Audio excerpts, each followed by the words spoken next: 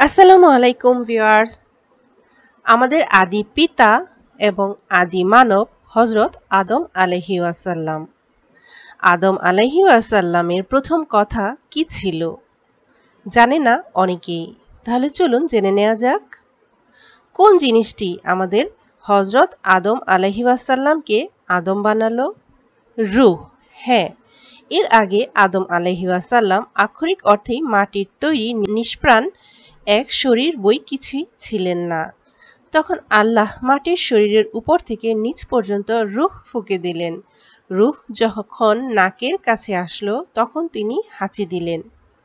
আদম আলাইহি ওয়াসাল্লাম মুখ থেকে উচ্চারিত প্রথম আওয়াজ হাঁচি। কি চমৎকার! কাজেই আদম সন্তান হিসেবে উত্তরাধিকার সূত্রে আমরা হাঁচি দেয়া শিখেছি। এটা আমাদের জন্মগত স্বভাব। হাঁচি দেওয়ার পর আদম আলাইহি ওয়াসাল্লাম প্রথম যে শব্দ উচ্চারণ করেন তা হচ্ছে আলহামদুলিল্লাহ, অর্থাৎ সকল প্রশংসা একমাত্র আল্লাহর।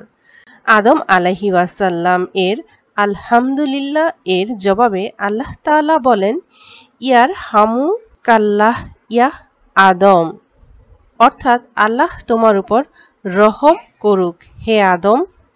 এরপর রূহ যখন হাতের কাছে পৌঁছালো তখন আদম আলাইহি ওয়াসাল্লাম উঠে দাঁড়ানোর চেষ্টা করলেন।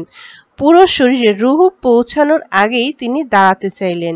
এটা দেখে আল্লাহ বললেন, মানুষ খুব তাড়াহুড়া করে। তাড়াহুড়ো মানবজাতির আরেকটা স্বভাব, জন্মগত স্বভাব।